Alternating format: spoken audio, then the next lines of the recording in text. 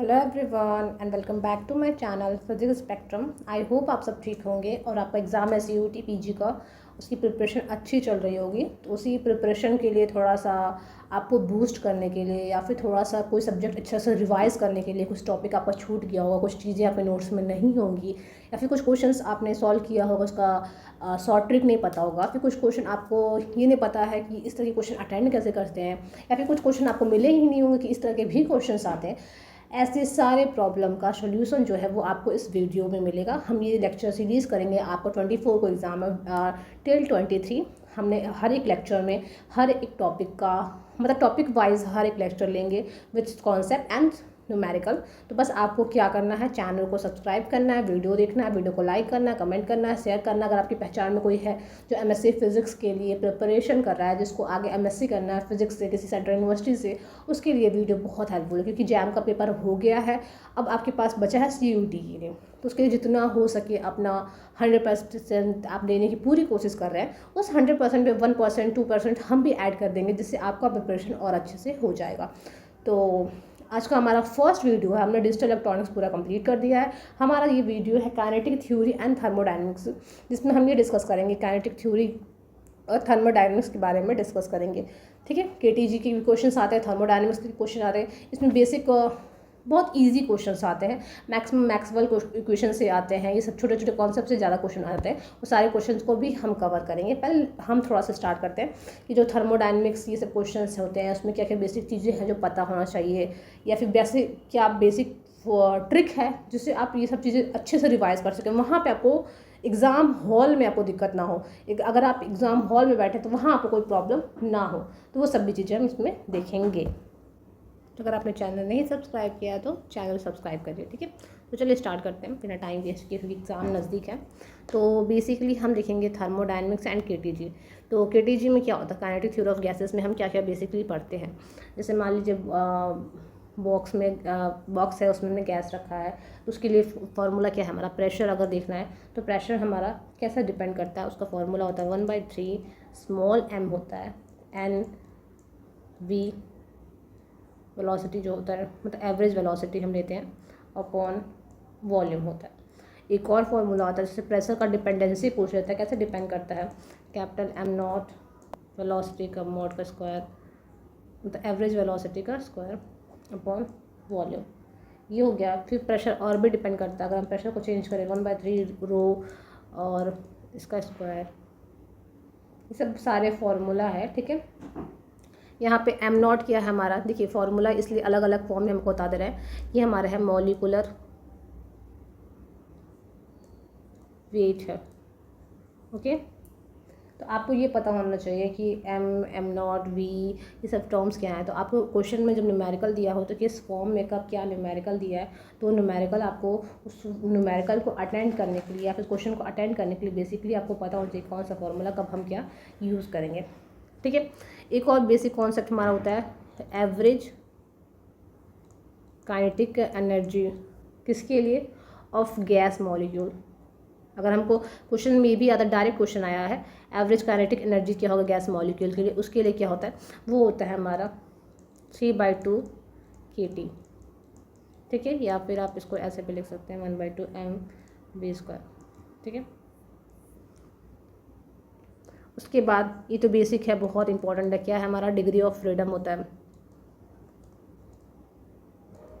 Degree of freedom क्या होता है, उसका फॉर्मूला क्या होता है, F होता है हमारा T+R+V।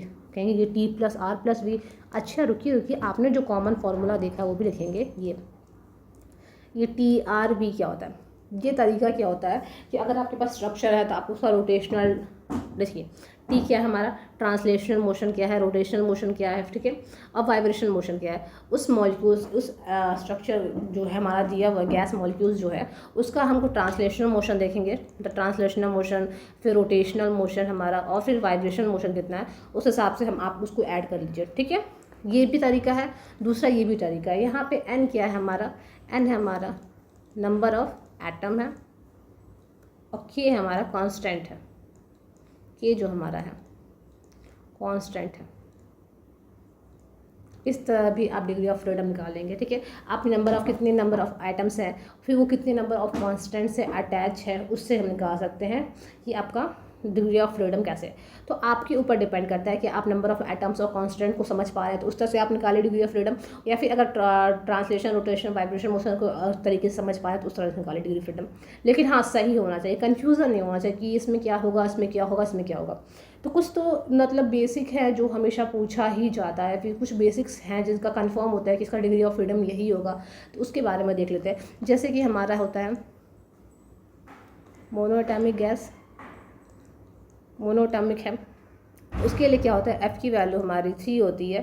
ठीक है, डिग्री ऑफ फ्रीडम हमारा एफ मोनोएटॉमिक के लिए 3 होता है।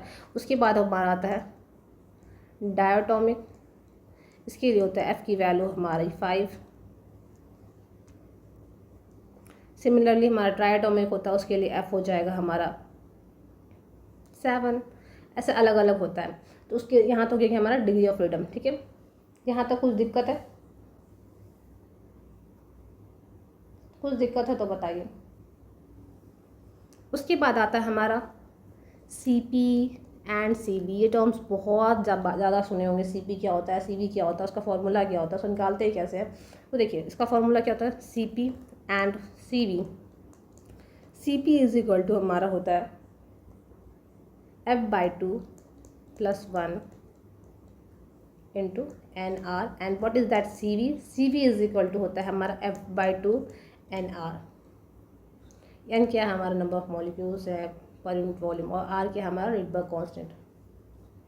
यहाँ तक चीज़ें। एफ क्या है, अब एफ बताने की जरूरत नहीं कि डिग्री ऑफ फ्रीडम है। अब आपको ये भी पता होना चाहिए, CP CV डिस्कस ही कर लिया है, तो हमारा गामा क्या होता है, गामा इज इक्वल टू होता है हमारा CP/CV। इस पे डायरेक्ट क्वेश्चन पूछा गया, मोनोटॉमिक, डायटोमिक, ट्राइएटोमिक, हाई टेम्परेचर पे या फिर लो टेम्परेचर पे या फिर मतलब रूम टेम्परेचर पे, अलग अलग केस के लिए पूछा गया। ठीक है, अगर हमारा मोनोटॉमिक है, मोनोटॉमिक ये हमारा जो F होता है वो 3 होता है। Then what is that CP and CV is equal to होगा 3/2 R and CP is equal to होता है, यहाँ पे 3 लिखेंगे प्लस LCM लेंगे तो ये हो जाएगा 5/2 R। What is the gamma is equal to होता है CP/CV इज इक्वल टू हो जाएगा 5/2। ठीक है, गामा का फॉर्मूला एक और हो सकता है, अगर हम देखें तो ये होगा हमारा F+2/F। ये भी एक फार्मूला है हमारा गामा कैलकुलेट करने का। कभी कभी डायरेक्ट फार्मूला पूछता है विच of the following option is correct. तो आपको ये पता चलेगा, पता होना चाहिए कि गामा का फार्मूला क्या होता है, F+2/F होता है, एक होता है CP/CV होता है। तो इन सब फॉर्म में आपको फार्मूलाज भी पता होना चाहिए, इसलिए मैंने फार्मूला रिविज़न भी किया। कभी डायरेक्ट फार्मूला पूछ लेता है तो वो भी पता होना चाहिए। ओके, यहाँ तक कोई डाउट, यहाँ तक कुछ ऐसा है कि नहीं समझ में आ रहा है, कैसे करना है, ऐसे करना है कि नहीं करना है, तो वो मुझे बताइए, नहीं तो फिर हम आगे बढ़ें।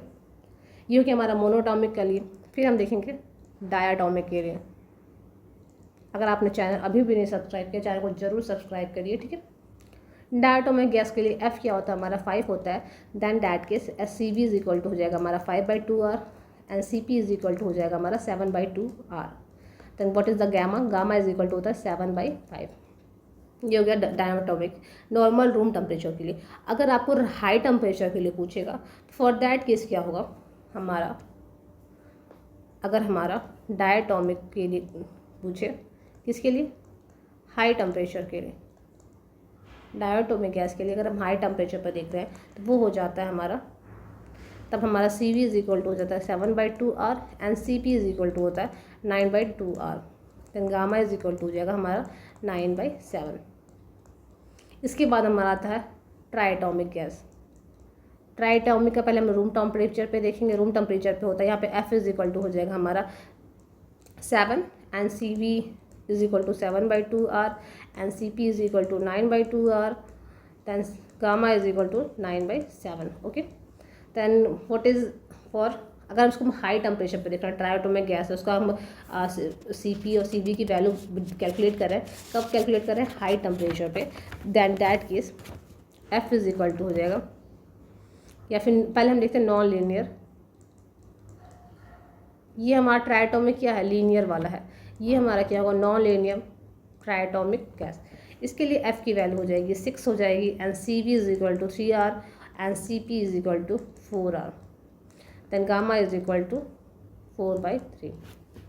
ठीक है, ये अलग अलग गैस के लिए सी पी सी वी की वैल्यू हो गई, गामा हो गया, कैलकुलेट कर लिए। कभी कभी आपको पूछता है कि इसको अरेंज करने के लिए, या फिर which is of the following option is correct, arrange करके वो ऑर्डर दिया होगा, ascending order, descending order, diatomic, triatomic, इन सब चीज़ के लिए गामा की वैल्यू। तो वो कैसे होता है, जैसे मान लीजिए ये रेशियो होगा हमारा गामा ऑफ मोनो, फिर गामा ऑफ डाया, फिर गामा ऑफ नॉन लीनियर, फिर gamma of linear, and linear और डायटोमिक क्या क्या होता है, डायटोमिक जो होता है हाई टेम्परेचर पर, दोनों का क्या होता है, सेम होता है।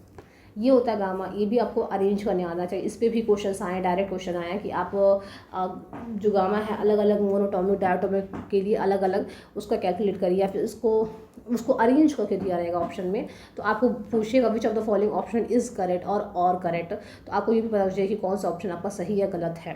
ठीक है, और कुछ इसमें, हाँ, गामा आपका डिपेंड कैसे करता है, जो हमारा गामा है वो डिपेंड कैसे करता है, टेम्परेचर इंक्रीज़ करेंगे तो ये क्या करता है, हमारा इंक्रीज़ करता है किस पे, टेम्परेचर इंक्रीज़ करने पे। ठीक है, टेम्परेचर अगर हम इंक्रीज़ करें तो गामा क्या होगा, हमारा डिक्रीज़ करेगा, और डिग्री ऑफ फ्रीडम क्या होगा, वो इंक्रीज़ करता है। सॉरी, टेम्परेचर हम इंक्रीज़ करें तो डिग्री ऑफ फ्रीडम क्या होता है, वो इंक्रीज़ करता है, और गामा जो होता है वो हमारा क्या होता है, डिक्रीज़ करता है।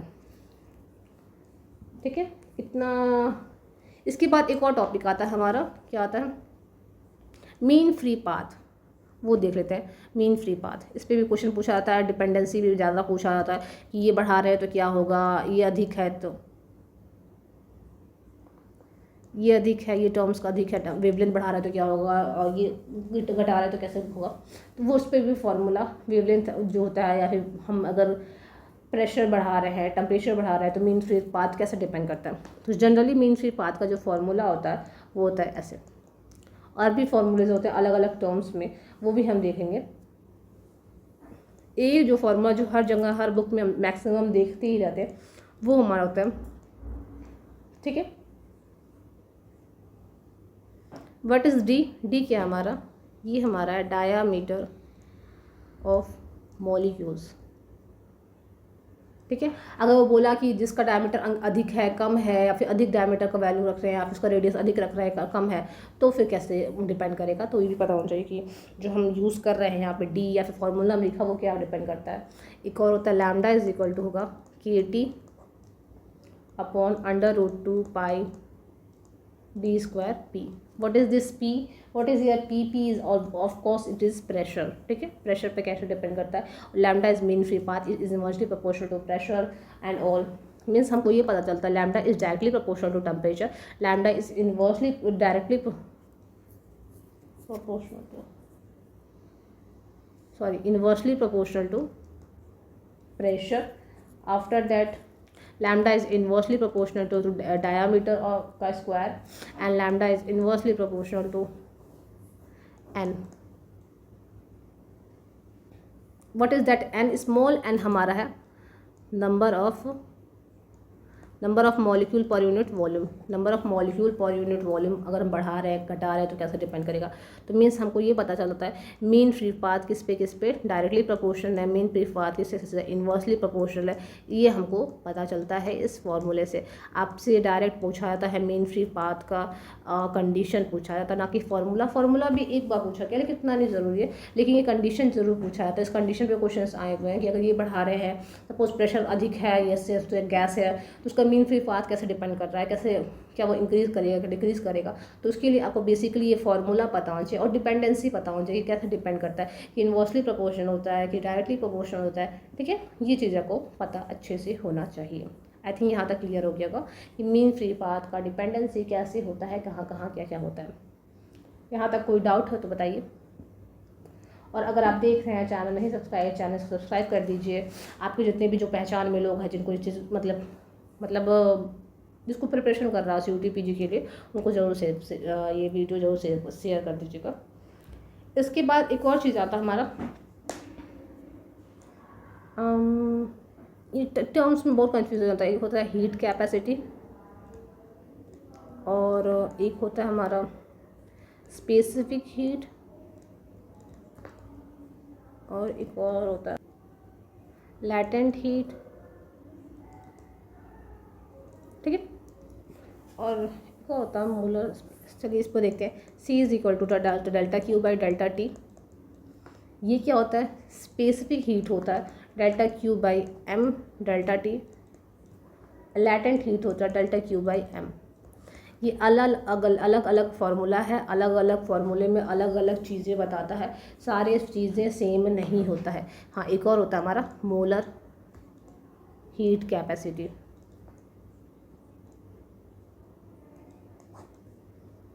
तो हर एक टर्म्स का जो फॉर्मूले में है उसका मतलब आपको पता होना चाहिए, उस चीज़ें समझ में आना चाहिए। ये नहीं कि हम किसी भी टर्म्स का मतलब कुछ भी बोल सकते हैं।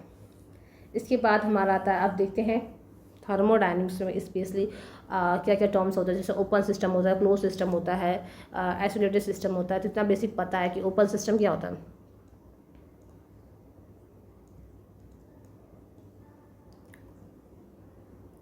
इसमें क्या होता है, हमारा एनर्जी ऑब्लिक हीट और मटेरियल दोनों क्या होता है, ट्रांसफ़र हो जाता है। ये दोनों क्या हो जाएगा, इजीली ट्रांसफ़र होता है। किस पे ट्रांसफ़र होता है, किसके थ्रू ट्रांसफ़र होता है, कहाँ ट्रांसफ़र होता है, ट्रांसफर होता है सराउंडिंग बोल सकते हैं, ठीक है। ओपन सिस्टम, क्लोज सिस्टम में हमारा क्या होता है, क्लोज सिस्टम में क्या चीज़ हम ट्रांसफ़र कर सकते हैं, क्लोज सिस्टम में हम क्या चीज़ बाहर भेज सकते हैं, क्लोज सिस्टम में क्या चीज़ हमारे बाहर निकलती है।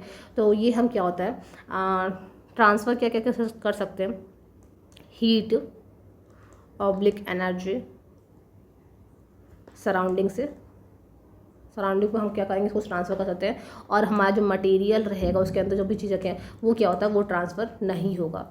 उसके बाद हम आता है आइसोलेटेड में। आइसोलेटेड में हमारा क्या होता है, दोनों नहीं ट्रांसफ़र कर सकते। मतलब अगर हीट है, एनर्जी या फिर मटेरियल, ये दोनों को हम बाहर ट्रांसफ़र नहीं कर सकते, वो होता है हमारा आइसोलेटेड सिस्टम। तो इसमें भी छोटे छोटे कॉन्सेप्ट होता है जिसको हम सोचते हैं ये तो बहुत इजी है, इसमें क्या ही पूछा जाएगा, ये तो बहुत इजी है तो हम कर ही लेंगे।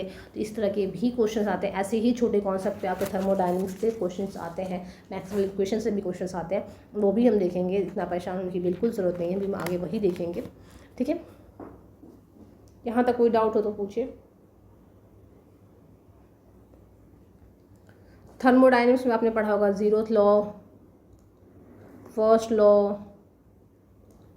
क्या होता है, जीरोथ लॉ क्या होता है। साथ में आपको प्रॉपर स्टेटमेंट पता होना चाहिए कि जीरोथ लॉ क्या होता है, फर्स्ट लॉ क्या होता है, ठीक है। जीरोथ लॉ में क्या होता है कि अगर ये होता है हमारा, सपोज ऐसे डिनोट कर सकते हैं, एक सिस्टम ए है, एक सिस्टम बी है, एक सिस्टम सी है। तो इसमें ये बता रहा है कि अगर सिस्टम ए और बी दोनों का टेम्परेचर सेम है और बी और सी का टेम्परेचर सेम है, तो देन ए और सी का भी टेम्परेचर सेम होगा, जो होता है हमारा जीरोथ लॉ। मतलब शॉर्ट एंड मतलब एक शॉर्ट कॉन्सेप्ट मैंने आपको बता दिया कि what is that zeroth law, ठीक है। उसके बाद हमारा आता है what is first law. First law of thermodynamics is that जो टोटल एनर्जी ऑफ सिस्टम होता है वो कंजर्व होता है, वो नाइदर क्रिएट कर सकते हैं ना ही हम डिस्ट्रॉय कर सकते हैं। मतलब energy can neither be created not be destroyed according to the first law of the thermodynamics. यहाँ तक चीज़ें समझ में आया। मोस्ट इंपॉर्टेंट चीज़ ये भी होता है कि जो हमारा फर्स्ट लॉ ऑफ थर्मोडायनेमिक्स होता है, इसमें एक नया टर्म्स इंट्रोड्यूस किया जाता है। What is that new terms, is that new terms is internal energy. Internal energy जो होता है वो हम इंट्रोड्यूस करते हैं किसमें, फर्स्ट लॉ ऑफ थर्मोडायनेमिक्स। उसके बाद आता है फर्स्ट लॉ ऑफ थर्मोडायनेमिक्स का इक्वेशन क्या होता है, D U is equal to हमारा होता है D Q minus D W, ठीक है। ये हमारा इंटरनल एनर्जी होता है, ठीक है। ये हमारा क्या होता है, वर्क डाउन होता है हमारा इसमें। और क्यू क्या होता है, हमारा हीट हो जाता है, वो होता है। यहाँ तक चीज़ें क्लियर हुआ कि फर्स्ट लॉ ऑफ थर्मोडायनेमिक्स क्या स्टेट करता है, फर्स्ट लॉ ऑफ थर्मोडायनेमिक्स से कि हमको क्या फॉर्मूला मिलता है, वो क्या होता है, ठीक है। अब ऐसा नहीं है कि इस लेक्चर में बेसिकली हमने सब डिस्कस कर लेंगे, लेकिन मैं कोशिश पूरा है कि जितना हो सके जो जो इंपॉर्टेंट कॉन्सेप्ट है, इंपॉर्टेंट फार्मूला है जो आप एग्जाम में पूछे ही जाते हैं या पूछते ही हैं, उसको प्रॉपर कवर किया जाए, ठीक है। अब फर्स्ट लॉ ऑफ थर्मोडायनेमिक्स हमने पढ़ लिया तो कई सारे प्रोसेस होते हैं, जैसे आइसोथर्मल प्रोसेस, एडियाबैटिक प्रोसेस, और ये सारे प्रोसेस, आइसोबारिक, आइसोकोरिक, इस सब प्रोसेस का एक छोटे छोटे कॉन्सेप्ट है। छोटे छोटे प्रोसेस को जो बेसिकली इस प्रोसेस जो होता है उसको इस कॉन्सेप्ट से ही समझते हैं, ये चीज़ें ही समझते हैं, कंडीशन क्या होता है सब प्रोसेस को, तो वो देख लेते हैं हम।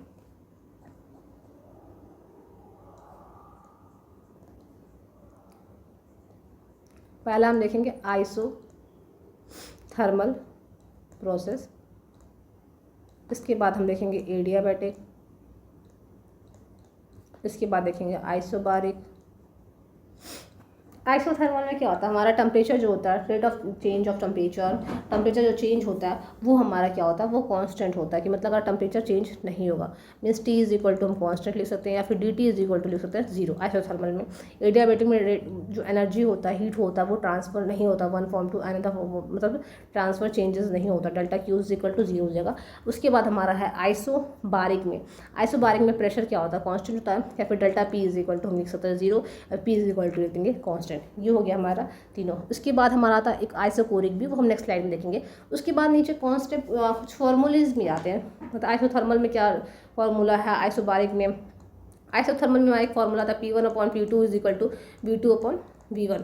ये कहाँ से आता है फॉर्मूला, हम आइडियल गैस इक्वेशन देखा होगा, नहीं अच्छा सॉरी डिस्कस नहीं किया। आइडियल गैस इक्वेशन जो इक्वेशन होता है PV is equal to nRT, इस इक्वेशन से ही हमारा आता है। टेम्परेचर कांस्टेंट है तो P और V क्या हो जाएगा, इन्वर्सली प्रोपोर्शनल है, तो P1/P2 is equal to V2/V1। अब हमारा हो गया एडियाबैटिक। आइसोबारिक में क्या होता है हमारा, आइसोबारिक में हमारा जब प्रेशर कांस्टेंट रह जाएगा, in that case V1/V2 is equal to हो जाएगा T1/T2। ये चीज़ कहाँ से आया है, कि इस इक्वेशन से हम इसको कैलकुलेट किए हैं, आइसोथर्मल और आइसोबारिक इस चीज़ों का केस का। यहाँ पर अगर DQ चेंज है तो हमारा जो फर्स्ट लॉ ऑफ थर्मोडायनेमिक्स था, जो हम इक्वेशन निकाले थे इस वाले में, तो DQ 0 हो जाएगा, तो DU इज इक्वल टू हो जाएगा -DW। First law of thermodynamics हमारा इससे चेंज होता है। यहाँ तक चीज़ें क्लियर हुआ। हमारा एक और चीज़ था आइसोकोरिक। प्रोसेस क्या होता है, आइसोकोरिक में हमारा क्या होता है, वॉल्यूम क्या होता है, कांस्टेंट होता है। एक तरह से हम कह सकते हैं DV इज इक्वल टू हमारा 0 हो जाएगा, ठीक है। Then DV is equal to 0, PV is equal to क्या होता है, nRT हो जाएगा, ठीक है। ये वॉल्यूम कांस्टेंट होता है, P is inverse directly proportional to T हो जाएगा, means P1/P2 is equal to हमारा कह सकते हैं T1/T2। ये इक्वेशन हो आइसोकोरिक प्रोसेस से हमको एक इक्वेशन मिलता है, ठीक है। आइसोकोरिक प्रोसेस में ये भी होता है कि अगर हमारा V कांस्टेंट है तो डेल W की वैल्यू 0 हो जाएगी। कैसे, work done is equal to होता है PdV। तो अगर DV की ये जो rate of change of volume होता है, मतलब जो वॉल्यूम चेंज होता है इनटू प्रेशर होता है, अगर वॉल्यूम चेंज हो ही नहीं रहा है तो वो क्या होगा, 0 हो जाएगा। तो वर्क डन क्या होगा, वो 0 हो जाएगा। किस प्रोसेस में, आइसोकोरिक प्रोसेस में। आइसोकोरिक प्रोसेस में हमारा वॉल्यूम कांस्टेंट होता है, उसकी वजह से। यहाँ तक चीज़ें क्लियर। कुछ डाउट है कि क्या चीज़ नहीं समझ में आया, ये चीज़ इक्वेशन लिख दिया तो कैसे लिख दिया, क्या बन गया, कैसे बना दिया, कैसे लिख दिया, कोई डाउट हो तो बताइए। उसके बाद हम लोग मेजर जो डिफरेंसेस आते हैं, कुछ टॉपिक में प्रोसेस में, वो क्या होता है हमारा आइसो, मतलब जिसमें डाउट होता है, जिसमें कुछ फॉर्मूलेज आता है, वो है हमारा आइसोथर्मल एंड एडियाबैटिक।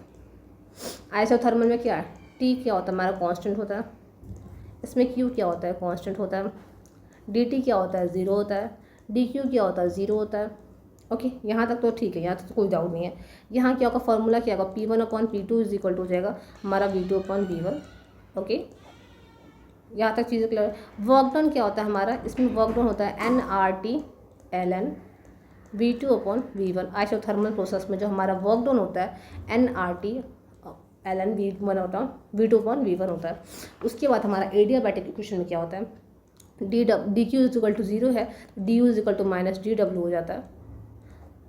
कहाँ से आया ये फर्स्ट लॉ ऑफ थर्मोडायनेमिक्स को पता चलता है कि DQ is equal to 0 then DU is equal to TW, ठीक है। इसके बाद हमारा इक्वेशंस होता है, एडियाबैटिक इक्वेशन क्या होता है, PV gamma is equal to constant. Gamma आपको बताया, गामा अलग अलग गैस के लिए अलग होता है, तो वो चीज़ होता है, इसको हम बोलते हैं एडियाबैटिक इक्वेशन। अगर आपको कोई क्वेश्चन बोला हुआ है कि प्रेशर दिया है, वॉल्यूम, एक फर्स्ट गैस है उसका प्रेशर दिया है, सेकंड गैस का है उसका प्रेशर दिया है, फर्स्ट गैस उसका वॉल्यूम दिया है, सेकंड गैस का ये निकालना है, तो आपको पर्टिकुलरली उस क्वेश्चन को अच्छे से पढ़ना है। क्या वो हम आइसोथर्मल कंडीशन के लिए पूछ रहा है कि वो एडियाबैटिक कंडीशन के लिए पूछ रहा है। जिस केस के लिए, जिस कंडीशन के लिए पूछेगा आप बस वही लगाएगा। इसके लिए PV is equal to constant होता है आइसोथर्मल के लिए, और एडियाबैटिक के लिए बी की पावर गामा होता है इज इक्वल टू कॉन्स्टेंट होता है। तो दोनों फॉर्मूलेज अलग अलग है। तो आपको क्वेश्चन में जब हम पढ़ेंगे, क्वेश्चन जब रीड कर रहे हैं तो क्वेश्चन को रीड करने टाइम में अच्छे से ध्यान देना, क्या टेम्परेचर कांस्टेंट है कि हीट कांस्टेंट है, क्या चीज़ कांस्टेंट है, फिर हम फॉर्मूला अप्लाई करेंगे। क्योंकि कभी कभी क्या होता है उसमें क्वेश्चन में ये नहीं देगा कि एडियाबैटिक केस है कि आइसोथर्मल क्वेश्चन है।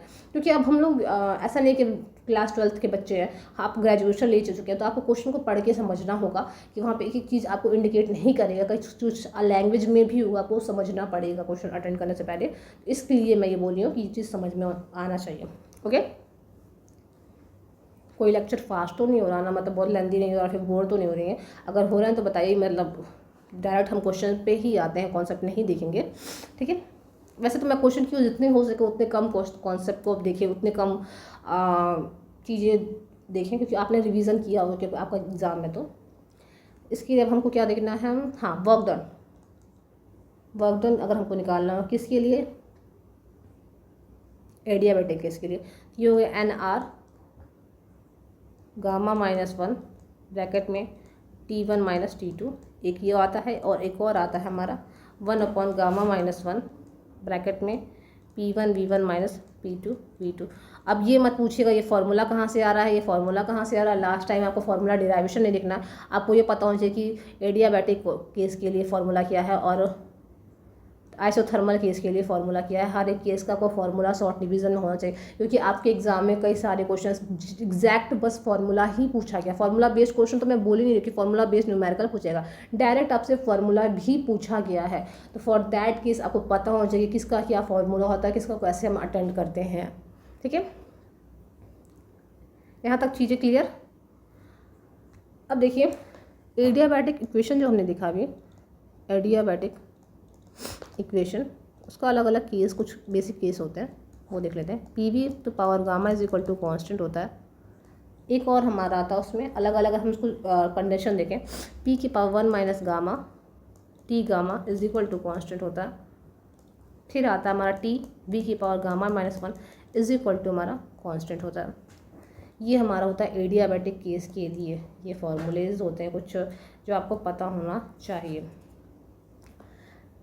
हमने बेसिकली 4 प्रोसेस देखा, पहला आइसोथर्मल, एडियाबैटिक, आइसोबारिक, आइसोकोरिक। जिस चारों प्रोसेस का जितने इंपॉर्टेंट चीज़ें था, जिस पे क्वेश्चन ज़्यादा पूछा जाता है, जो कंडीशंस होते हैं वो हमने डिस्कस कर लिए। उसके बाद हमारा आता है एक और process, cyclic process. What is this cyclic process? Cyclic process होता क्या है, साइक्लिक प्रोसेस में क्या फॉर्म होता है, क्या होता है, ठीक है।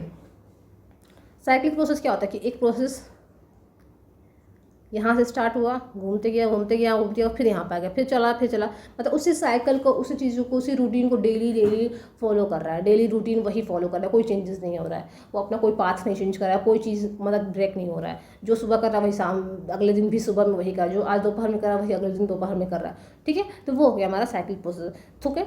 इन दैट केस हमारा जो इंटरनल चेंजेस, इंटरनल एनर्जी होता है वो क्या हो जाता है, ज़ीरो हो जाता है। किसके लिए? साइक्लिक प्रोसेस के लिए हमारा इंटरनल एनर्जी चेंज होता है। तो फिर फर्स्ट लॉ ऑफ थर्मोडायनेमिक जो इक्वेशन हमने पढ़ा था उसमें क्या होगा, वहाँ पर था du इज इक्वल टू था dq माइनस dw, ठीक है।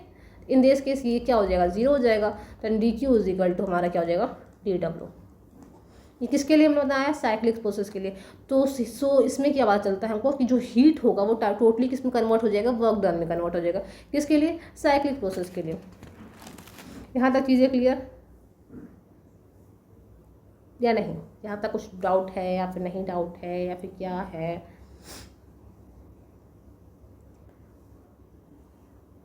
तो अब हम देखते हैं कार्नट इंजन, जिसमें हमने एंट्रोपी पढ़ेंगे अलग अलग केस के लिए। एंट्रोपी पढ़ते हैं, कार्नट इंजन देखते हैं, टेम्परेचर पे कैसे डिपेंड करता है, एनर्जी पे कैसे, वो हीट पे कैसे डिपेंड करता है, वो दिखाते हैं, ठीक है। यहाँ तक अगर वीडियो अच्छा लगा चैनल को सब्सक्राइब करिए, ठीक है। आगे उसको देखते हैं, कार्नट इंजन देखेंगे, मैक्सवेल इक्वेशन देखेंगे, ठीक है। उसको देखने के बाद हम सीधे आ जाएंगे क्वेश्चंस पे।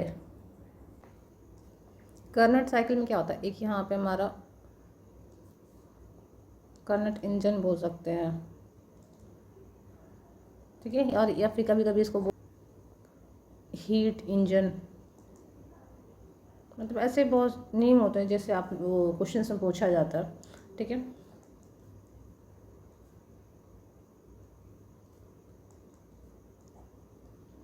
ठीक है, यहाँ पे T2 होता है, यहाँ पे T1 होता है। What is T2, what is T1? T1 पे हमारा क्या होता है, सोर्स होता है, मतलब सोर्स क्या, जहाँ से हम दे रहे हैं, ये क्या होता है हमारा सिंक होता है। Okay, what about this is where we have to put ideal gas या फिर जो भी चीज़ यूज़ कर रहे हैं, ठीक है। यहाँ पे Q1, यहाँ पे Q2। What is Q1 and what is Q2, ठीक है। Q1 क्या होता है, Q2 क्या होता है, फिर यहाँ पे क्या होता है, वर्क जो होता है, इसके थ्रू जो वर्क निकलता है वो बाहर निकलेगा। Work done is equal to Q1 minus Q2। यहाँ तक चीज़ें क्लियर हुए।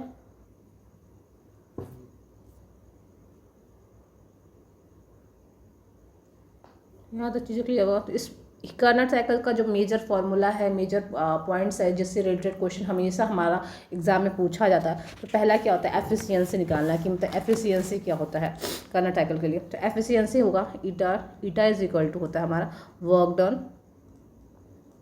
हम हर फॉर्म में फॉर्मूला देखेंगे, work done upon absorb heat, heat जो ऑब्जॉर्ब हुआ वो। What is then what is the value of absorb heat. Work done तक यही फॉर्मूला हो गया। तो eta is equal to W upon absorb heat होता है हमारा Q1 यहाँ सोर्स से निकल रहा है, उतना सारा हीट क्या करेगा वो बॉडी या फिर जो भी हम यहाँ पर गैस रखते हैं वो क्या करेगा, वो सारा क्या करेगा, ऑब्जॉर्व करेगा। तो Q1 is known as absorb heat. Okay, तो हमारा first formula eta is equal to क्या है, हमारा फर्स्ट फार्मूला है ईटा इज इक्वल टू आया है, ये एन नहीं है, ये ईटा है। ओके, तो हमारा first formula as a Carnot engine के लिए हम निकालेंगे तो वो आया है W upon Q1, way W is known as Q1 minus Q2। यहाँ पे Q1 माइनस Q2 होगा, that is known as work done, ठीक है। नेक्स्ट फार्मूला देखते हैं। अब इसी चीज़ को हम कैसे लिख सकते हैं, means W is equal to Q1 minus Q2 upon Q1 लिख सकते हैं। तो W इज इक्वल टू क्या होगा, 1 माइनस Q2 अपॉन Q1। तो सॉरी W नहीं, eta is equal to 1 minus Q2 upon Q1, ये हो गया। नेक्स्ट अगर हम ईटा लिखें, एफिशिएंसी इज इक्वल टू हमारा एक और होता है, अगर हम वर्क डन का फॉर्मूला लिखते हैं तो work done is equal to क्या होता है, NRT1 minus T2 upon LN V2 upon V1। फिर Q1 की वैल्यू क्या होती है, NR, इसको डिराइवेशन होता है, अभी डिराइवेशन हम नहीं करेंगे, ये ऐसा होता है V2 अपॉन V1। इसको सॉल्व करने पे हमारा आता है नेक्स्ट फार्मूला हमारा क्या आता है, ईटा इज इक्वल टू होगा, ऊपर आएगा T1 minus T2 upon T1, then eta is equal to हो जाएगा 1 माइनस T2 अपॉन T1। अब देखिए ये फॉर्मूला तो इजी होता है, 1 minus T2 upon T1। Confusion क्या हो जाता है, जब हम क्वेश्चन सॉल्व करते हैं तो हमको ये नहीं समझ में आता कि T1 किसको लेना है, T2 किसको लेना है।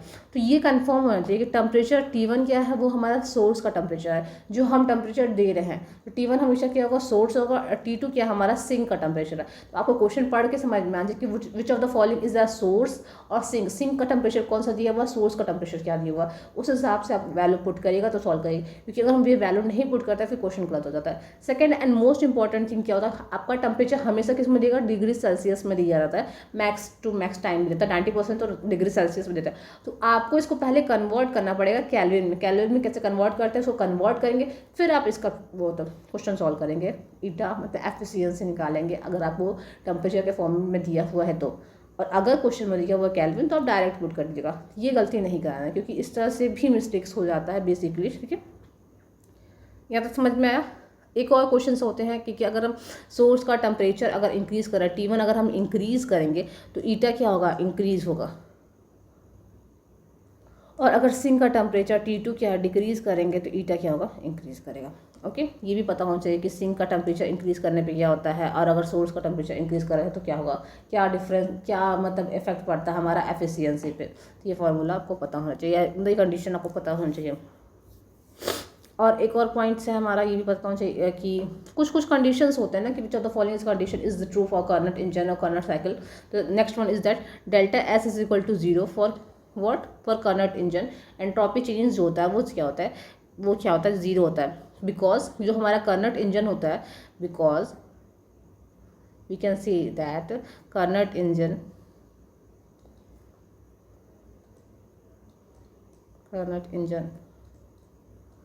Work on cyclic process.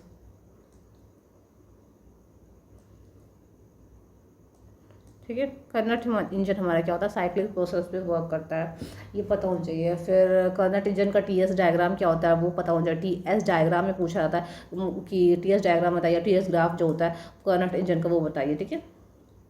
वो पता होना चाहिए कैसे बनता है, ABCD एरो के साथ में, इस पे भी बहुत ज़्यादा आज इधर बीच में क्वेश्चन पूछा गया है बहुत ज़्यादा।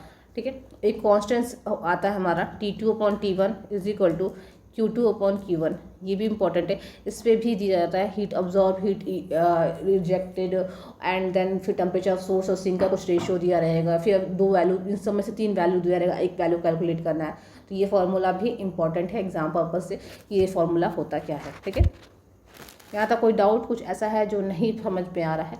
अगर क्योंकि हम लोग कर्नट इंजन देख लेते हैं तो हम लोग रेफ्रिजरेटर भी देख लेंगे, रेफ्रिजरेटर क्या होता है उसके उस रिलेटेड जो फॉर्मूले हैं वो भी देख लेंगे, और एफिशिएंसी और रेफ्रिजरेटर में क्या मतलब बेसिकली रिलेशंस होते हैं वो देख लेंगे। तो उसके बाद हम क्या देख रहे हैं, रेफ्रिजरेटर। तो जैसे हम यहाँ पे एफिशिएंसी निकालते हैं, एफिशिएंसी देखते हैं कि जो इंजन है या वो कितना अच्छा वर्क कर रहा है, कितना अच्छा है। तो उसी तरह से हम क्या करेंगे, रेफ्रिजरेटर के लिए भी कुछ निकालते हैं। तो रेफ्रिजरेटर के लिए निकालते हैं, उसको बोलते हैं performance factor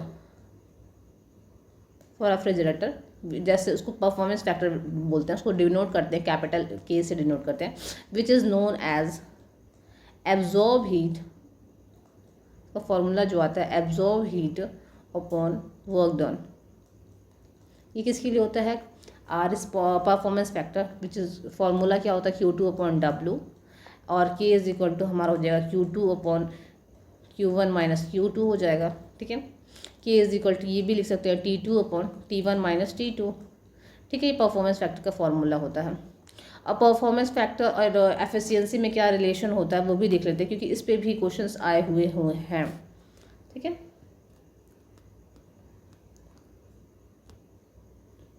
K is equal to हमारा एक और फॉर्मूला होता है 1/Q1 minus Q2 minus 1। K is equal to 1/T1/T2 minus 1। ठीक है, और कुछ तो ऐसा नहीं मुझे लग रहा है जो बेसिकली आपको एफिशिएंसी और इनसे पता होना चाहिए। ठीक है, इसके बाद एक टॉपिक एक पॉइंट होता है, वो क्या होता है हमारा entropy. What is entropy, entropy क्या होता है, एंट्रोपी का रिलेशन क्या होता है, एंट्रोपी का कंडीशंस क्या होता है, क्या क्या फॉर्मूलेज होते हैं। तो एंट्रोपी को हम डिनोट करते हैं delta S is equal to होता है delta Q upon T. What is delta S? What is delta Q? Delta S is entropy, delta Q is equal to heat होता है, हमारा पता है रेट ऑफ हीट चेंज होता है, और T क्या हमारा टेम्परेचर होता है। ठीक है, तो ये होता है हमारा डिनोट करते हैं एंट्रोपी। कि एंट्रोपी होता क्या, एंट्रोपी को डिनोट कैसे करते हैं।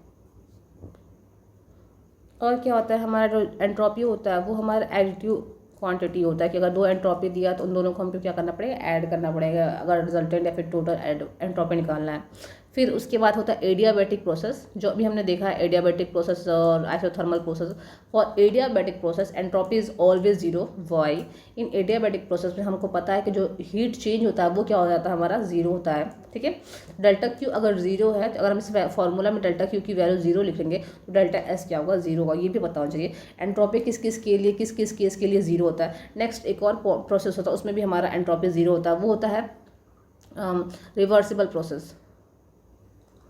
रिवर्सिबल प्रोसेस में delta S is equal to zero होता है। क्यों, delta S is equal to होता है S final minus S initial. तो हमको पता है रिवर्सिबल प्रोसेस क्या होता है, जहाँ से स्टार्ट करें फिर घूम के फिर से वहीं आएगा, तो जो फाइनल वैल्यू होगा वही इनिशियल वैल्यू होगा। तो अगर उनका रिजल्टेंट निकालेंगे तो वैल्यू क्या हो जाएगा, जीरो। मीन्स हमको ये भी पॉइंट पता चलेगा दो कोई ऐसे प्रोसेस जिसके लिए एंट्रोपी जीरो होता है, एक रिवर्सिबल होता है, एक एडियाबैटिक प्रोसेस होता है। दोनों का केस भी बता दिया क्यों ही जीरो होता है। ठीक है, ये भी पता होगा रहना चाहिए, क्योंकि क्वेश्चंस इसी टाइप के पूछते हैं आपके एग्जाम में। ऐसा नहीं होगा बहुत टफ पूछा जाएगा, बहुत बड़ा बड़ा लेंथी है न्यूमेरिकल सॉल्व करिए तभी आपको आएगा, नहीं बेसिक क्वेश्चंस भी होते हुए हैं। ठीक है, तो चलिए कुछ क्वेश्चंस कर लेते हैं, उसके बाद मैक्सवेल्स इक्वेशन हमारा बचा हुआ है, बेसिकली वही बचा हुआ है वो भी देख लेते हैं, तब क्वेश्चन देखते हैं।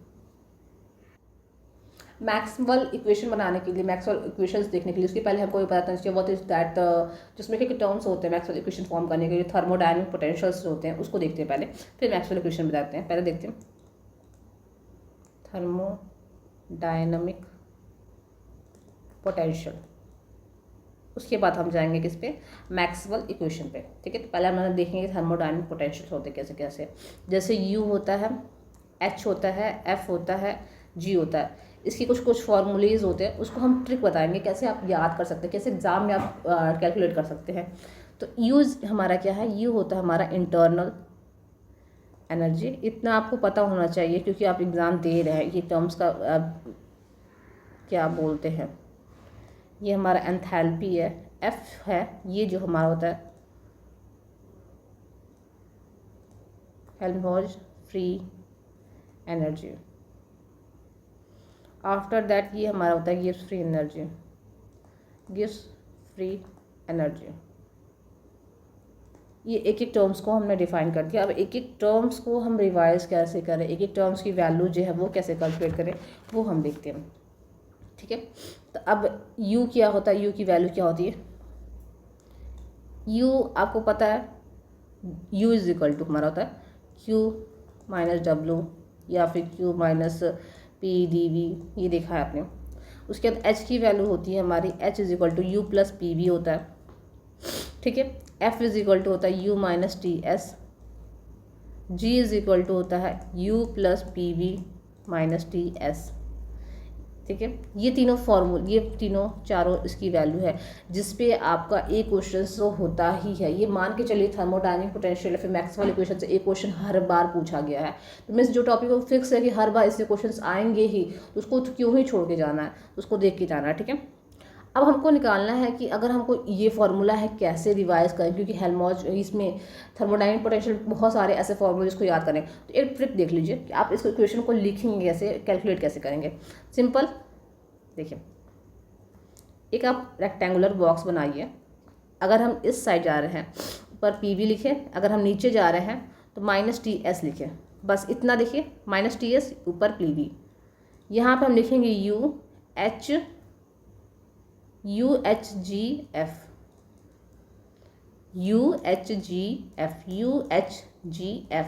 U हो गया। H क्या करेंगे, H में लिखना होगा तो H की वैल्यू कैसे लिखेंगे, H है U के बाद आ रहा है तो U, यहाँ पे क्या है PV प्लस PV, यहाँ पे F निकला है, F इज इक्वल टू हम क्या लिखेंगे U, फिर नीचे में क्या है माइनस TS, फिर क्या G आया, G क्या है UHG, मतलब जो G आ रहा है UHG और UFG, मतलब दोनों साइड से अगर हम जाएँ तो दो चीज़ आ रहा है। मतलब U तो होगा ही, प्लस ये क्या होगा प्लस PV, इधर से भी सेकंड टर्म से भी, इधर से भी जो आएगा माइनस सेकंड टर्म से माइनस TS। ये हो गया हमारा फॉर्मूला।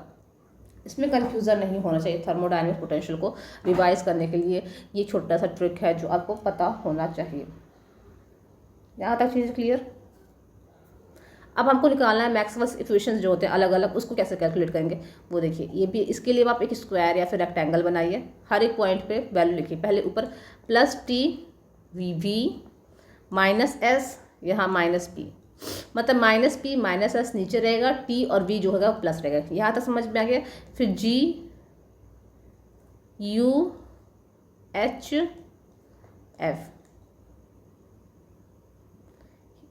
UHGF, इसमें भी ऐसे याद किया था UHGF।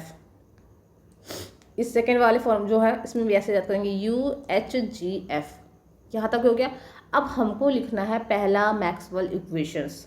ठीक है, तो हम ये लिख रहे हैं, देखिए del T upon del P। ठीक है, del T upon del P, किसको हमको वो रखना है T। यहाँ पे अगर हम P लिख रहे हैं, इसके जस्ट सामने क्या है S है, यहाँ पे S लिखेंगे। फिर लिखेंगे del V upon del S, इसके सामने क्या है P है तो P। अब देखेंगे यहाँ पे एक माइनस, ये भी माइनस, दोनों साइड माइनस करेंगे तो क्या होगा, कैंसिल हो जाएगा। ओके, यहाँ पे चीज़ें समझ में आया कि मैक्सवेल इक्वेशन जो हो रहा है हम वो लिख कैसे रहे हैं। नेक्स्ट अगर हम देखें, अगर हम इसको न्यूमरेटर बना दें, इसको डिनोमिनेटर बना दें, तो del P upon del T is equal to del S upon del V। अब हम कांस्टेंट क्या लिखेंगे, T है यहाँ पे, T के सामने क्या था V क्या था, V के सामने क्या है T। यहाँ तक चीज़ें क्लियर। ये दोनों पॉजिटिव वाली इक्वेशन लगे। आपको मैक्सवेल इक्वेशन दो इक्वेशन पॉजिटिव होता है, दो इक्वेशन नेगेटिव होता है, ये भी पता होना चाहिए कि मैक्सवेल इक्वेशन में दो इक्वेशन पॉजिटिव और नेगेटिव क्या होता है। अब हम क्या करेंगे, इसको न्यूमरेटर और इसको डिनोमिनेटर बनाएंगे, मतलब del P upon del S is equal to, अगर ये ऊपर है तो ये जब ये ऊपर होना चाहिए, del T upon del V. अब देखिए एस है, यहाँ पे वी हो जाएगा, यहाँ पे वी है तो यहाँ पे एस हो जाएगा, इसमें एक निगेटिव आएगा। क्यों निगेटिव आ रहा है, देखिए ये निगेटिव दोनों कैंसिल हो गया, लेकिन ये जो एस है इसका निगेटिव वैल्यू यहाँ पे आया, इसलिए यहाँ पे निगेटिव हो रहा है। फिर इसका रेसिप्रोकल ले लेंगे तो फिर हमारा ये जगह मतलब del S upon del P is equal to del V upon del T. Forward constant अगर पी यहाँ पे टी यहाँ पे तो यहाँ पे टी हो जाएगा, यहाँ पे पी हो जाएगा, फिर यहाँ पे माइनस हो जाएगा। आप अपने नोट्स में चेक कर सकते हैं कि हुबहू यही मैक्सवेल इक्वेशंस होता है जो हमारे एग्जाम्स में आते हैं, हुबहू वही मैक्सवेल इक्वेशन हम यहाँ पे लिखे हुए हैं। तो डिपेंड करता है आप सारा मैक्सवेल इक्वेशन अगर आप मतलब याद कर सकते हैं एग्जाम पर्पस से, एग्जाम अटेंड करने जा रहे हैं और सारे मैक्सवेल इक्वेशन आपको याद है तो बहुत अच्छी बात है, कोई दिक्कत नहीं है। लेकिन अगर आपको नहीं याद हो पा रहा है, अगर आपको चीज़ें भूल जा रही है, तो फिर एक छोटा सा ट्रिक है जिसे आप उसको याद कर सकते हैं। ठीक है, मैं यही सजेस्ट करूँगी जैसे भी आपको इजी लगे कि हमको ऐसे ज़्यादा अच्छे से याद हो जा रहा है, वैसा आप अपना ट्रिक बना सकते हैं। आप सबका अपना अपना तरीका भी होता है याद करने का, तो वो भी अच्छी बात है। जिस तरह आपको इजी लगे कि हाँ ये चीज़ हम कर सकते हैं तो वैसा आप कर सकते हैं, और सब आप करिए, ताकि आपको बस एग्ज़ाम क्वालिफाई करना है कि अब आप अपने ट्रिक से कर रहे हैं, मेरे ट्रिक से कर रहे हैं, किसी के भी ट्रिक से कर रहे हैं। मुझे जो पता था, जैसे मैंने याद किया था अपने टाइम में, वैसे मैं आपको इसलिए बता रही हूँ कि अभी भी वो चीज़ हमको अभी भी याद रहता है कि हाँ ये चीज़ ऐसे होता है। ठीक है,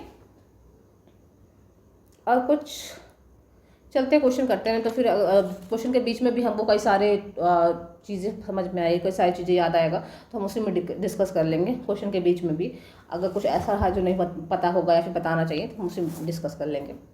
ठीक है, अगर आपने चैनल नहीं सब्सक्राइब किया, चैनल जरूर सब्सक्राइब कर दीजिए। क्वेश्चन देखते हैं। पहला क्वेश्चन किससे हमारा एफिशिएंसी निकालना, मतलब कर्नट इंजन से लिखा हुआ है। देखिए पहला क्या देखना है, क्या दोनों टेम्परेचर किस में है, दोनों टेम्परेचर जो हमारा डिग्री सेल्सियस में। पहले हमको दोनों टेम्परेचर किस में लिखना है, केल्विन में। अब हमको लिखना है Carnot engine operating between this and this temperature, मतलब T2 इज इक्वल टू हमारा 27 डिग्री सेल्सियस है and T1 is equal to हमारा 227 डिग्री सेल्सियस है। इसको केल्विन में कंप्लीट करने के लिए क्या करेंगे, 227 डिग्री सेल्सियस प्लस 27 डिग्री को प्लस 273 से करेंगे तो ये हमारा किस में कन्वर्ट हो जाएगा, हमारा केल्विन में कन्वर्ट हो जाएगा। सिमिलरली इसके साथ भी करेंगे तो अगर हम 27 से इसको ऐड करें तो वैल्यू क्या आएगा,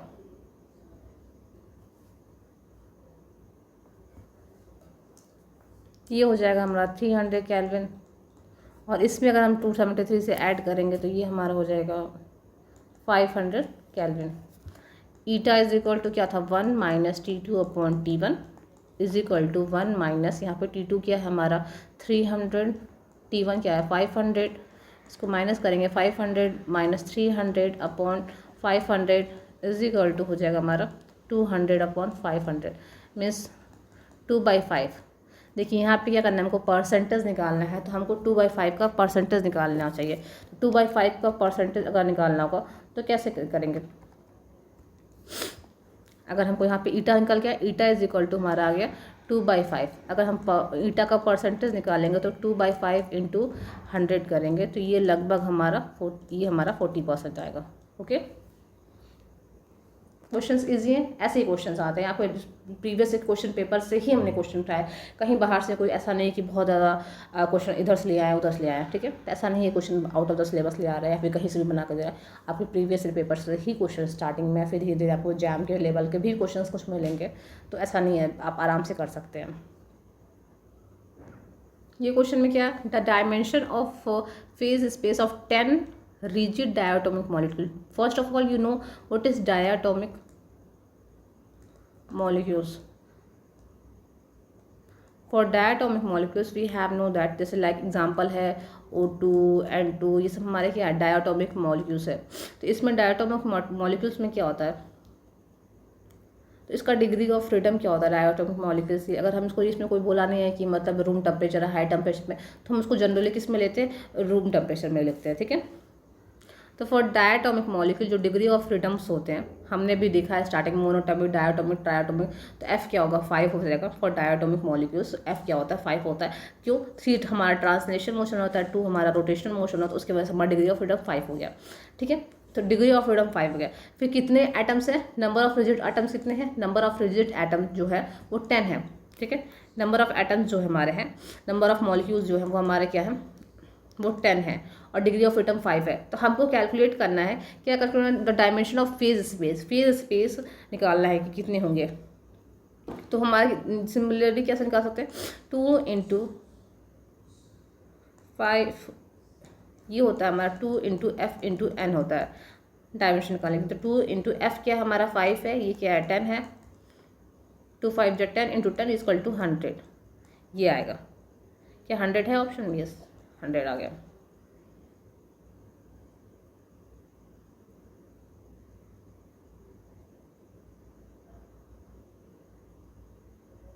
यहाँ तक चीज़ें क्लियर।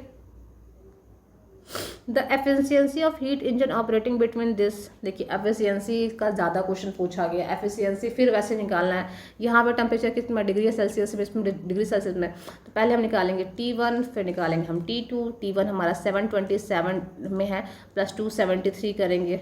फिर यहाँ पे भी 227 है, इसमें प्लस 273 करेंगे। तो 227 में अगर हम 73 को ऐड कर रहे हैं, 273 को ऐड करेंगे तो वो आएगा हमारा 500।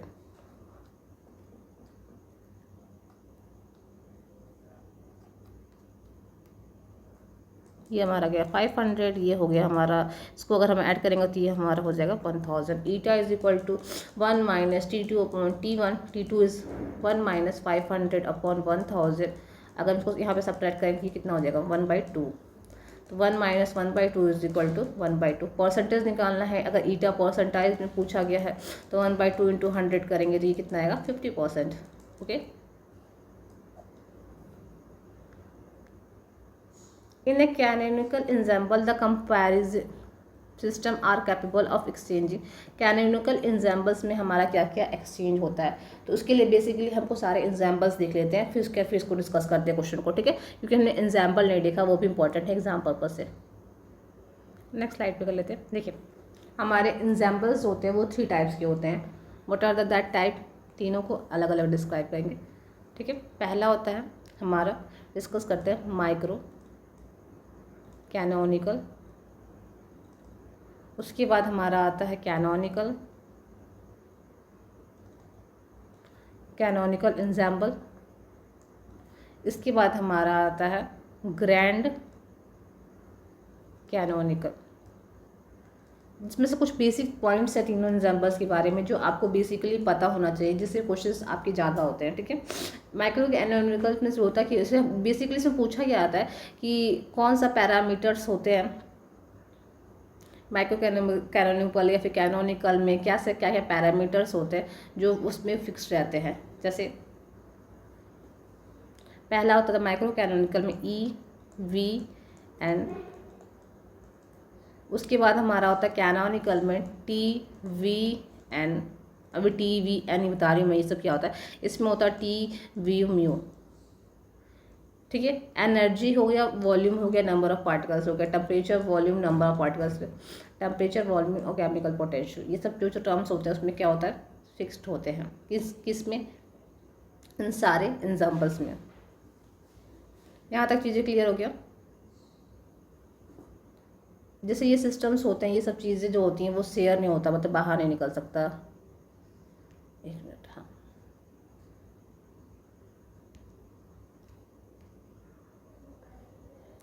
तो हम पहले क्वेश्चन पे जाते हैं। क्वेश्चन में क्या पूछा, in canonical example compressing system are capable of exchanging. क्या क्या एक्सचेंज हो सकता है।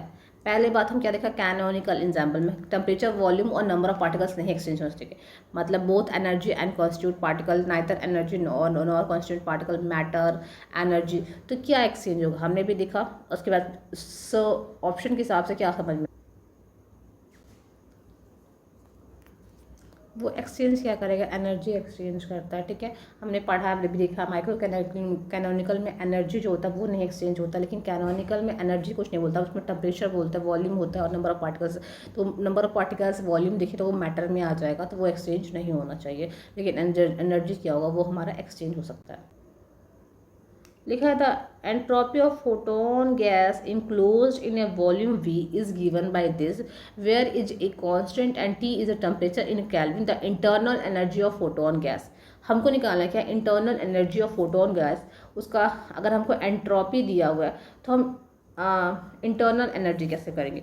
ये थोड़ा टफ क्वेश्चन है, अगर ये चीज़ आप नहीं कर पा रहे या फिर एग्जाम में नहीं आ पाया तो एक एक्सक्यूज हो सकता है, रैदर दैन डैट कोई एक्सक्यूज़ नहीं, क्योंकि इस टॉपिक से बहुत इजी क्वेश्चंस होते हैं। तो यहाँ पे क्या है, S इज इक्वल टू होता है 4/3 AT³ दिया हुआ है, ठीक है, ये हो गया। अब हमारा रिलेशन क्या होता है, रिलेशन होता है del S upon del U entropy, वो internal energy at constant volume is equal to 1/T, ठीक है। अब हमको निकालना है del S upon del U, पहले निकालेंगे, तो या फिर हम इसको ये लिख सकते हैं del S up is equal to del U upon T, ठीक है। यहाँ तक चीज़ें क्लियर। इसको और क्या लिख सकते हैं, DS upon DT is equal to 1/T DU upon DT, simple, ये फॉर्मूला हो गया। अब ये फॉर्मूला यहाँ पे हम क्या करेंगे, ऑपरेट करेंगे, मतलब DS upon DT is equal to 1/T DU upon DT, ठीक है। तो पहले हम निकालेंगे DS upon DT, DS upon DT अगर हम इस इक्वेशन का निकालेंगे तो 4/3AV3T² हो जाएगा, ठीक है। 3 से 3 कैंसिल हो गया तो 4AVT² हो गया DS अपॉन DT का।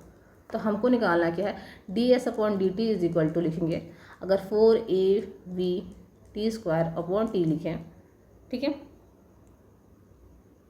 ये वैल्यू 4A/T² लिखा है। अगर 4AVT² इज इक्वल टू हम यहाँ लिखेंगे 1/T DU/DT, देन अगर ये TT इधर आएगा 4AVT³ is equal to DU upon DT। अगर हम इसको इंटीग्रेट करें तो U इज इक्वल टू हमारा क्या आएगा, 4AVT⁴/4, देन 4 से 4 कैंसिल हो जाएगा, then what is the value of our internal energy, internal energy is equal to हो जाएगा AVT⁴। चीज़ें क्लियर कैसे आई हैं, कैसे नहीं आई हैं। यहाँ पे कांस्टेंट आएगा, फिर उसको निकालेंगे तो जनरली क्या होता है, AVT⁴, क्या ऑप्शन है, AVT⁴, ऑप्शन ए ही है। कैलकुलेट करना समझ में आया कैसे कैलकुलेट किए, तो उसके लिए आपको बेसिकली इंटरनल एनर्जी और एंट्रोपी में रिलेशन पता होना चाहिए। अगर ये रिलेशन पता है तो इस तरह के क्वेश्चन आप आराम से कर सकते हैं, कोई दिक्कत नहीं होगा, होना भी नहीं चाहिए, होगा क्या। यहाँ तक चीज़ें क्लियर, या फिर आपको यहाँ तक कुछ डाउट लग रहा है, फिर कुछ समझ में नहीं आ रहा है, तो मुझे लगता है अब इस स्टेज पे आपको हो कि समझ में नहीं आ रहा, कितने दिन बचे हैं एग्ज़ाम में, हम गिन के भी नहीं कह सकते कि 1 हफ्ता 10 दिन बचे हुए हैं, ठीक है। Under the rescaling transformer, the thermodynamic variable associated with black body radiation as the temperature T, which reduces it to 0 is कौन black body relation, मतलब यहाँ पे इसमें द थर्मोडायनेमिक वेरिएबल कैसे ब्लैक बॉडी रेजिस्टेंस से टेम्परेचर पे depend करता है, फिर कैसे रिड्यूस करता है उस पर है, तो वो हमारा होता है गिव्स फ्री एनर्जी होता है। कैसे होता है, Z इज इक्वल टू होता है हमारा U - TS प्लस PV होता है, ठीक है। यहाँ से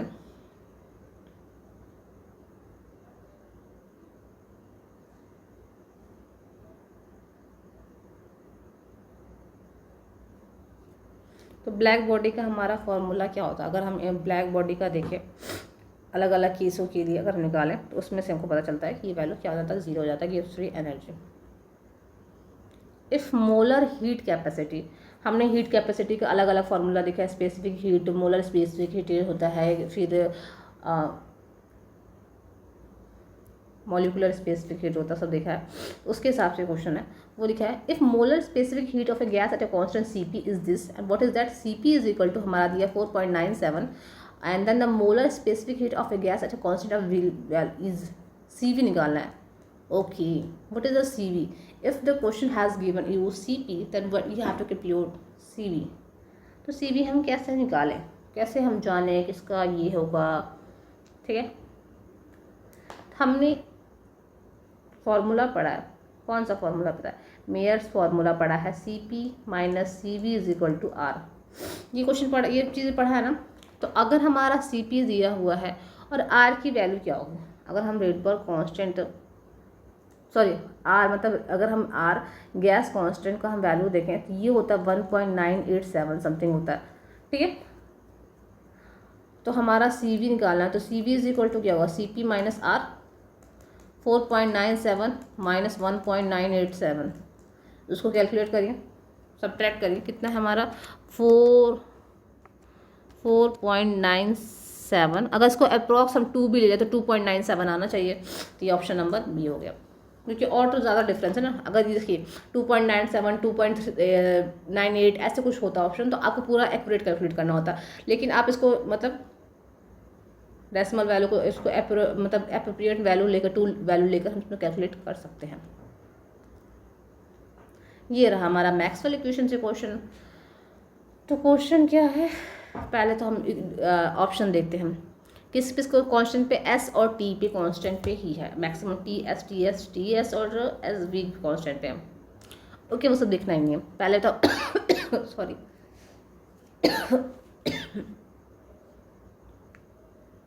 देखिए सबसे पहले हम क्या बनाएंगे, ये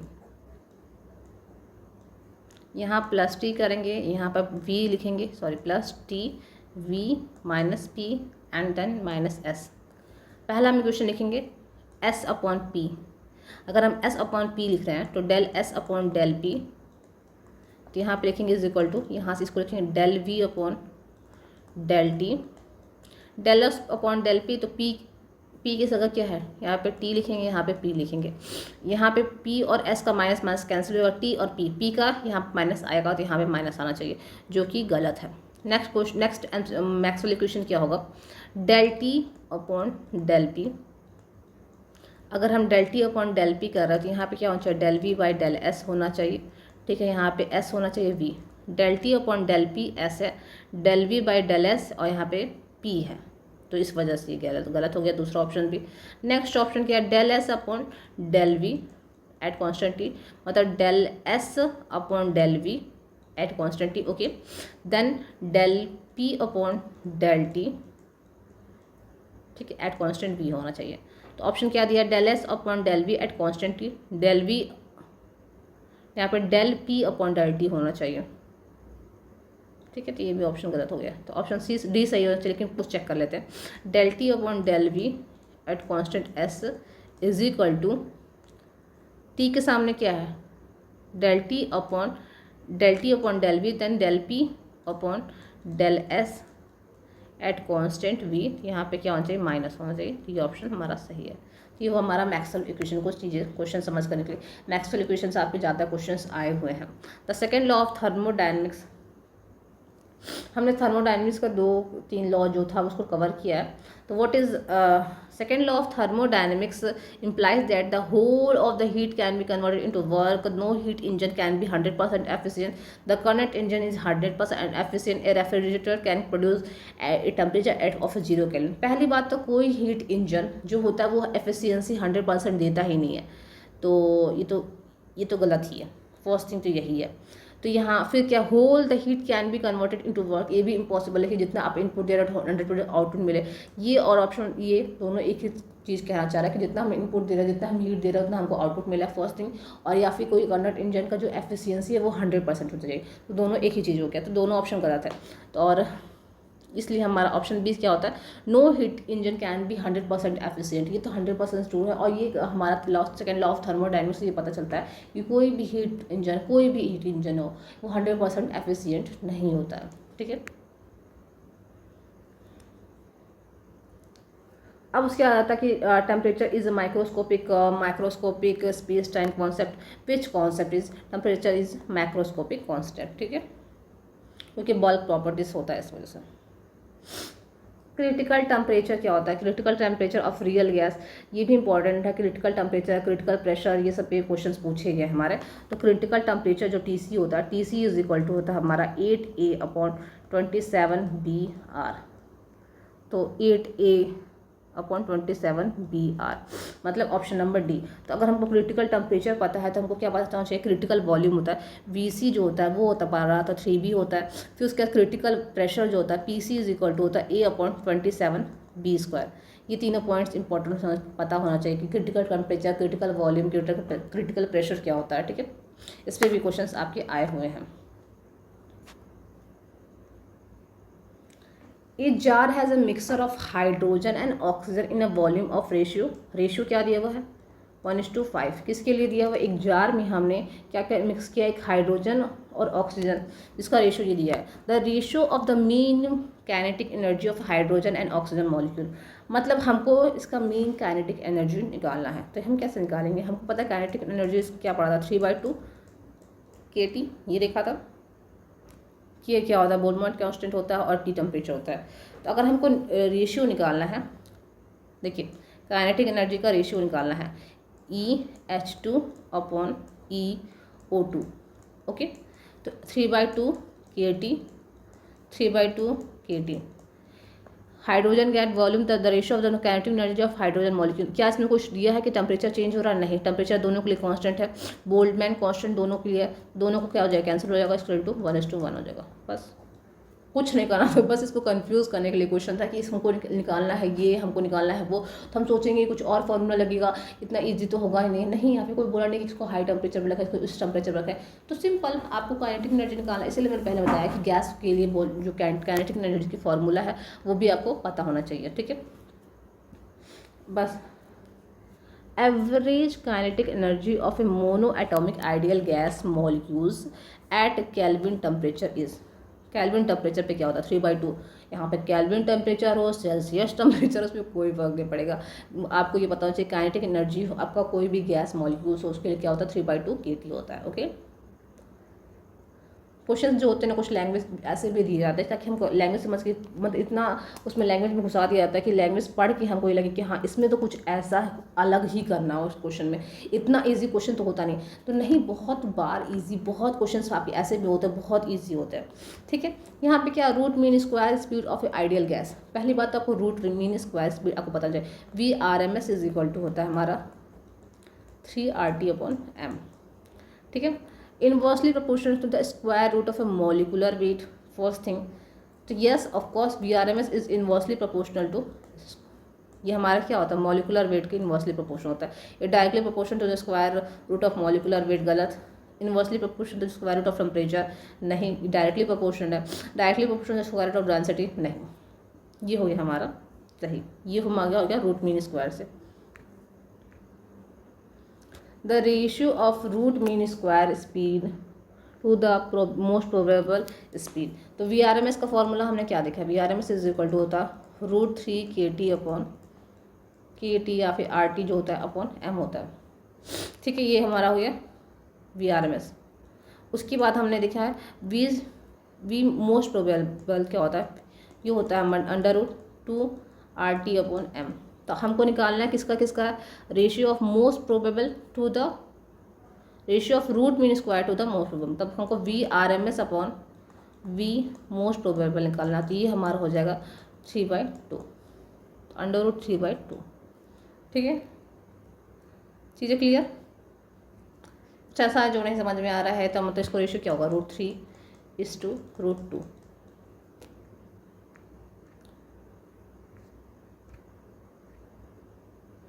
A thermodynamic system is maintained at a constant temperature and pressure। Means अगर थर्मोडायनेमिक एक सिस्टम है जिसको हम मेंटेन कर रहे हैं किस पे, कांस्टेंट टेम्परेचर कांस्टेंट और pressure, the thermodynamic equilibrium it's. Thermodynamic equilibrium क्या होगा? तो पहली बात आपको सारे जो थर्मोडायनेमिक पोटेंशियल उसका वैल्यू पता होना चाहिए, GHU। तो हमने क्या पढ़ा था, H इज इक्वल टू किसके बारे में लिखा, internal energy is 0, Helmholtz free energy is minimum, enthalpy is maximum, gas free energy is minimum. पहले आराम से कोई घर पाने की बात है। H इज इक्वल टू था U plus PV। U is equal to हम H इज इक्वल टू मतलब U इज इक्वल टू हम क्या लिख सकते हैं, DQ प्लस माइनस PdV, अगर हम DH निकालें तो, और PdV प्लस VdP, इसको डिफ्रेंशिएट किए हैं तो PdV ये कैंसिल हो गया। DQ इज इक्वल टू क्या लिख सकते हैं,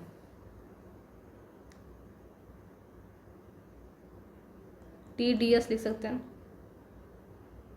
अगर यहाँ पे कुछ डाउट है तो जो नहीं समझ में आता बताइए। यहाँ पे VdP, ये क्या हो गया, हमारा DH की वैल्यू हो गई। सिमिलरली अगर हम और चीज़ का वैल्यू निकालें, G के माइनस SDT होता है प्लस PdP। उसके बाद हमारा क्या हो गया, DF इज इक्वल टू होता है हमारा SDT प्लस VdP। ऐसे सारे का इक्वेशन निकालेंगे तो उसको डिफ्रेंशिएट करेंगे तो यही आएगा। उसके बाद हमारा DU इज इक्वल टू होता है TdS माइनस PdP। हमको क्या बोला गया, टेम्परेचर कांस्टेंट। अगर यहाँ पर टेम्परेचर कांस्टेंट हो यार जीरो आएगा नहीं, अगर एक ये कांस्टेंट हो भी जाए तो भी, अगर मतलब प्रेशर भी नहीं कांस्टेंट, कोई जरूरत नहीं है, ठीक है। उसके बाद डी एच में देखिए टेम्परेचर कांस्टेंट हो तो कोई दिक्कत नहीं है, प्रेशर कांस्टेंट अगर ये टर्म जीरो भी हो जाएगा तो इससे आपको कुछ ना कुछ आउटपुट मिलेगा। डी एफ में टेम्परेचर कांस्टेंट, अच्छा ये टर्म जीरो हो जाएगा तो प्रेशर कांस्टेंट, टेम्परेचर है, टेम्परेचर कांस्टेंट है, और प्रेशर क्या है हमारा, कांस्टेंट है। यहाँ पे हमने गलती लिखा है, ये डी एफ की फॉर्मूला, वही मैं सोचा गलती क्या हो। D F is equal to है माइनस एस डी टी फिर माइनस पी डी वी। यहाँ क्या बोला गया, टेम्परेचर कांस्टेंट है, टेम्परेचर कांस्टेंट तो ये वाला टर्म क्या हो गया जीरो, लेकिन ये तो नहीं चेंज होगा क्योंकि प्रेशर कांस्टेंट दिया है। लेकिन अगर हम गैस फ्री एनर्जी में देखें तो अगर हमारा टेम्परेचर कांस्टेंट हो रहा है, टेम्परेचर कांस्टेंट की वैल्यू भी जीरो हो जाएगा, अगर प्रेशर कांस्टेंट तो ये भी वैल्यू जीरो हो जाएगा। तो मतलब ऑप्शन नंबर ए होगा, मतलब gas free energy is minimum. Gas free energy is minimum क्यों, कि अगर टेम्परेचर कांस्टेंट होगा तो ये वैल्यू जीरो हो जाएगा, प्रेशर कांस्टेंट होगा तो ये वैल्यू हमारा जीरो हो जाएगा। इसकी वजह से हमारा गैस फ्री एनर्जी क्या हो जाएगा, मिनिमम हो जाएगा। यहाँ तक चीज़ें क्लियर? यहाँ तक कुछ ऐसा है जो नहीं समझ में आ रहा है, कुछ डाउट आ रहा है तो पूछिए, क्योंकि अभी हमारे पास बहुत क्वेश्चंस हैं करने के लिए।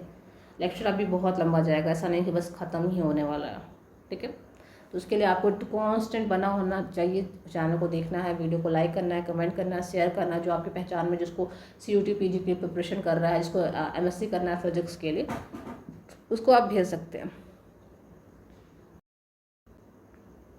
A gas consists of particles each having 3 translational and 3 rotational degree of freedom. मतलब ट्रांसलेशनल मोशन कितने हैं, 3, रोटेशनल मोशन कितने हैं, 3, okay. The ratio of specific heat CP upon CV, okay, मतलब को गामा निकालना है CP अपॉन CV की वैल्यू। यहाँ तक चीज़ें, अगर 3 ट्रांसलेशन 3 रोटेशन तो डिग्री ऑफ फ्रीडम इज 6। यहाँ तक चीज़ें क्लियर, ठीक है। CV इज इक्वल टू हमारा होता है F/2 upon R, CP is equal to होता है F, पता चलता है। अब हमको ये कह रहे हैं कि 273 303 के बीच में निकालें, फिर इसके बीच में इसको निकालें, तो सर बहुत लेंदी होगा। इसके लिए आपको स्मार्ट चीज़ क्या पता होना चाहिए कि एंट्रोपी जो होता है वो हमारा क्या होता है, स्टेट फंक्शन होता है, ठीक है।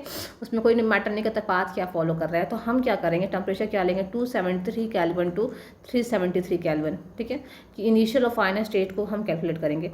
तो delta S is equal to होता है हमारा NCV ln T2 upon T1। आप वैसे भी निकालेंगे तो भी कोई दिक्कत नहीं है, आपके ऊपर डिपेंड करता है। N कितना मोल है, 1 मोल है, 1। CV निकालना है किसके लिए, मोनोटोमिक गैस के लिए, मोनोटोमिक गैस के लिए CV होता है हमारा 3/2R। यहाँ पे 3/2R ln 373 अपॉन 273, ओके। तो 3/2 यहाँ पे हो गया। हमको ऑप्शन R में निकालना है तो ln 373 अपॉन 273 की वैल्यू आपको कैलकुलेट करना चाहिए। उससे इसके लिए एक और चीज़ मैं कहना चाहूँगी कि आपको ये पता होना चाहिए कि जो हमारा कैलकुलेटर दिया होता है एग्ज़ाम में वो यूज़ करने आना चाहिए। उसके लिए आपको उसको यूज़ करना सीख लीजिए, क्योंकि बहुत बार होता है क्या सब ऑप्शन आप सही ले आते हैं, उसके बाद जब लास्ट में कैलकुलेशन करना होता है वो गलती हो जाता है, तो वो कैलकुलेट करने आना चाहिए। इसकी वैल्यू अगर हम निकालें तो ये अप्रॉक्स 1.36 आएगा, ठीक है। तो अगर हम 3/2 इंटू 1.36 इंटू R करें तो ये वैल्यू हमारा आएगा 0.46 R या फिर 0.5 R, ठीक है। ये हमारा एंट्रोपी की वैल्यू आ गई। तो इसलिए कैलकुलेटर यूज़ करने आना चाहिए, जो हमारा डिजिटल में मतलब आपके सिस्टम पे दिया रहता है, तो वो कैलकुलेटर आपको यूज़ करना चाहिए। उसके लिए आप यूज टू हो जाइए। नेक्स्ट क्वेश्चन क्या है, 1 mole of ideal monatomic gas the initial at temperature is 0 T is expand from one initial volume this to this, which of the following statement is correct। हमको ये देखना है कि कौन सा वॉल्यूम स्टेटमेंट करेक्ट है। पहली बात तो है monatomic gas. For monatomic gas क्या लिखा है, 1 मोल, N की वैल्यू 1 है, CV इज इक्वल टू अगर हम देखें तो ये हमारा क्या होगा 3/2R, CP is equal to 5/2R, gamma is equal to 5/3। मतलब हम मोनोटोमिक गैस के लिए क्या क्या जान सकते हैं चीज़ें, वो पता होना चाहिए, वो पहले लिख दें, ठीक है। इनिशियल टेम्परेचर और वॉल्यूम क्या है, वो T0 है, V0 है। यहाँ से यहाँ कहाँ जा रहा है, वॉल्यूम क्या हो रहा है, चेंज हो रहा है 2.5 V0। उसके अलावा कुछ दिया हुआ है, कुछ भी नहीं दिया हुआ है। अब हम देखेंगे when the process is isothermal the work done is this. अगर प्रोसेस आपका आइसोथर्मल है तो फॉर दैट आपका क्या होगा, तो हमको पता होना चाहिए थर्मल प्रोसेस में क्या होता है, वर्क डन जो होता है वो हमारा होता है N R T naught L N V final upon V initial. तो एन आर टी नॉट था एल एन, वी नॉट क्या था, वी फाइनल था 2.5 V naught upon initial volume V naught, means N R T L N 2.5।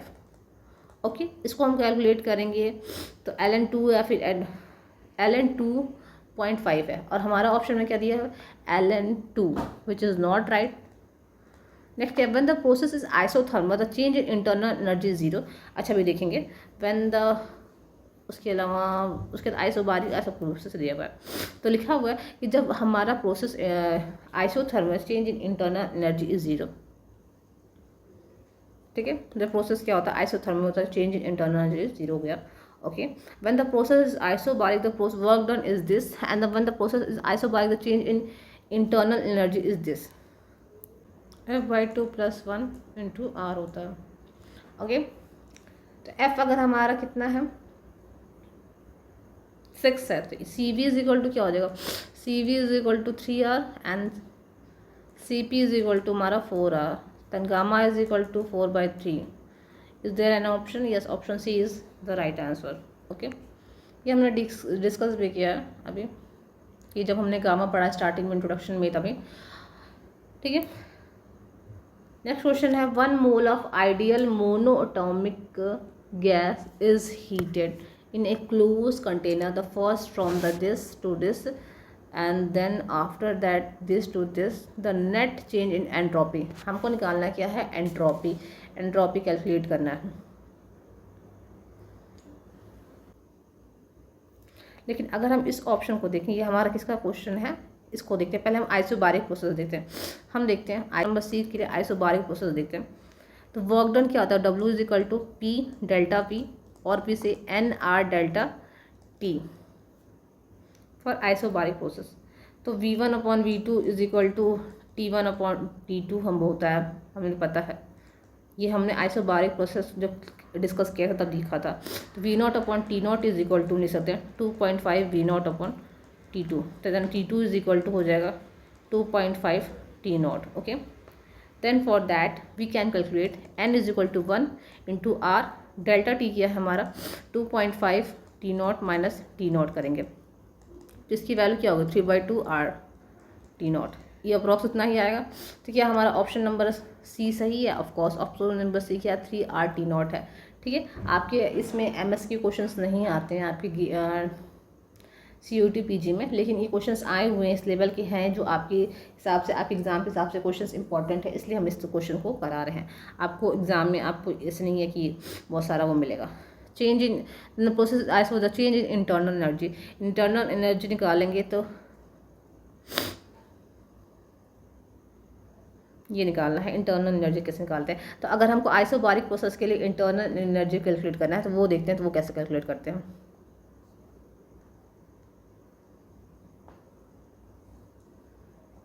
Isobaric process में delta U is equal to होता है NCV delta T।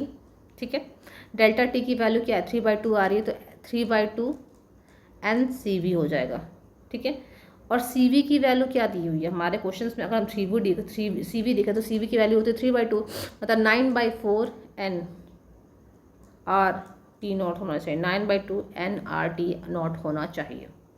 तो क्या हमारा क्वेश्चन में क्या दिया हुआ है 9/2 दिया, जबकि हमारा 9/4 होना चाहिए, इसलिए गलत है। मीन्स हम इस क्वेश्चन को इसलिए मैं करके बता रही हूँ, इस तरह के क्वेश्चंस भी एग्जाम में आते हैं कि आपको क्वेश्चन दिया वो उसको आपको CV निकालना है, या फिर आइसोथर्मल प्रोसेस के लिए इंटरनल एनर्जी निकालना होगा, या फिर आइसोबारिक प्रोसेस के लिए उसके लिए एनर्जी निकालना हो, वर्क डन निकालना हो, इंटरनल एनर्जी निकालना, तो दोनों का अलग अलग फार्मूला होता है, दोनों का अलग अलग प्रोसेस होता है, तो प्रोसेस वो फार्मूला को पता होना चाहिए। फिर आ गया हमारा विच of the following is the fourth Maxwell equation. तो आपको ये बताना चाहिए विच of the following is fourth Maxwell equation. हम मैक्सवेल इक्वेशन को फोर्थ फर्स्ट ये हम कैसे समझते हैं वो पता होना चाहिए।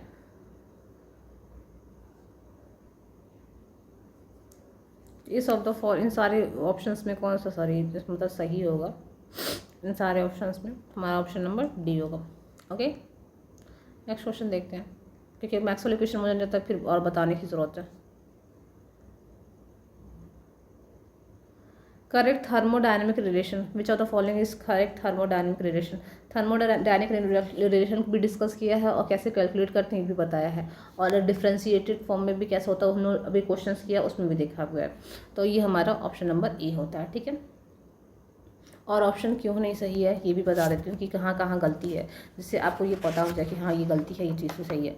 D G is equal to होता है हमारा, ये होता है minus S D T plus V D P, यहाँ माइनस नहीं था।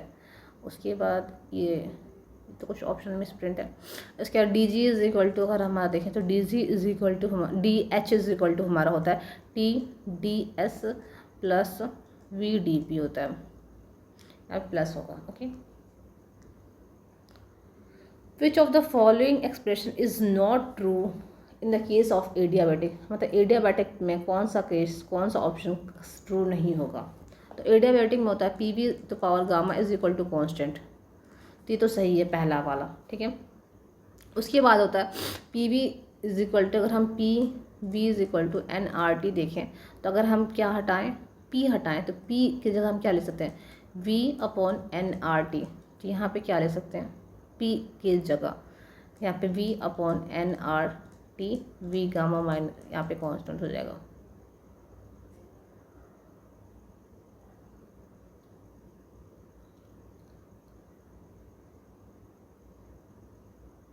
सॉरी यहाँ पे गलत हो गया, यहाँ पे अगर हम पी की जगह लिखें तो ये हो जाएगा N R T upon V होगा, उल्टा लिख दिया हमने, ठीक है। तो यहाँ लिख देंगे N R T upon V की power gamma is equal to constant.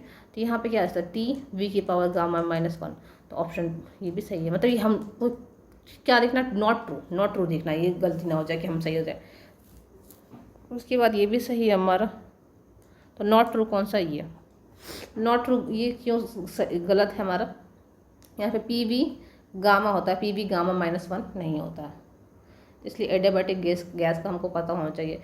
अभी हमने देखा है कि क्रिटिकल टेम्परेचर क्या होता है, तो यहाँ पे क्या हमसे पूछा है कि हमसे पूछा एग्जाम में यहाँ पे क्रिटिकल प्रेशर क्या होता है, तो हमने अभी तीनों डिस्कस किया, critical temperature, critical volume, critical pressure. तो ये प्रेशर क्या होगा, ए अपॉन 27 बी स्क्वायर, ए अपॉन 27 बी स्क्वायर। तो क्रिटिकल टेम्परेचर, वॉल्यूम, प्रेशर तीनों पता होना चाहिए, तीनों पे क्वेश्चन हमारे पूछे गए हैं। अच्छा, the following Maxwell equation thermodynamic relation, choose the correct choose the incorrect thermodynamic Maxwell equation.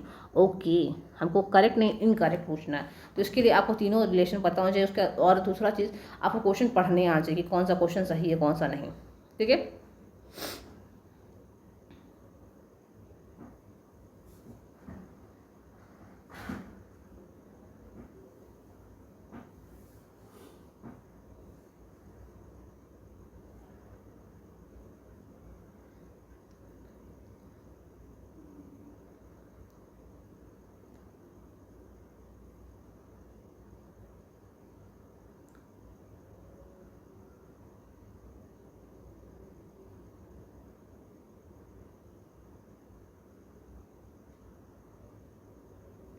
तो ये तो हमारे सारे सही हैं, देखिए ये भी हमारा सही है, अगर हम इसको कैलकुलेट करें तो ये भी सही है, ये भी सही। तो इसमें कहीं ऑप्शन मिसप्रिंट होगा, कहीं आप माइनस या प्लस का कुछ मिसप्रिंट होगा, तो ऐसे ये सारे मैक्सवेल इक्वेशंस हमारे क्या है, सही हैं, ठीक है। ये क्या है हमारा, ratio of most probable average and root mean square, इन सारों का रिलेशन पता होना चाहिए। What is the relation between this three, तो हमको ये पता है वी आर एम एस, और वी आर एम एस की वैल्यू क्या होती है, वी मोस्ट प्रोबेबल की वैल्यू क्या होती है, वी एवरेज की वैल्यू क्या होती है। V R M S is equal to क्या होता है, root 3 R T upon M, ये होता है हमारा root 2 R T upon M, ठीक है। ये होता है हमारा 8 R T upon pi M, okay.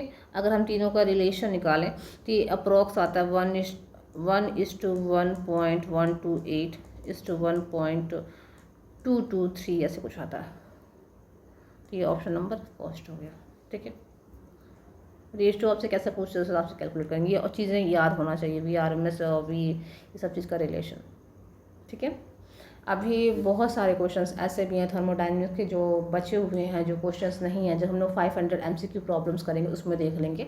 तो इस वीडियो के लिए इतना ही, ठीक है। अगर आपको वीडियो अच्छा लगा हो, चैनल को जरूर सब्सक्राइब करिएगा, वीडियो को लाइक करिएगा, कमेंट करिएगा, वीडियो को शेयर करिएगा। आपकी पहचान में कोई जो CUT PG के लिए प्रिपरेशन कर रहा है या फिर आपको नेक्स्ट किस टॉपिक पर बनाना है वो बता दीजिएगा। ये आपका वीडियो फिर आपको रात में 8:30 साढ़े 8 के बीच में भी आपको नेक्स्ट वीडियो मिलेगा। तो उसके लिए आप चैनल को जरूर सब्सक्राइब करिए, ठीक है। That's it, thank you.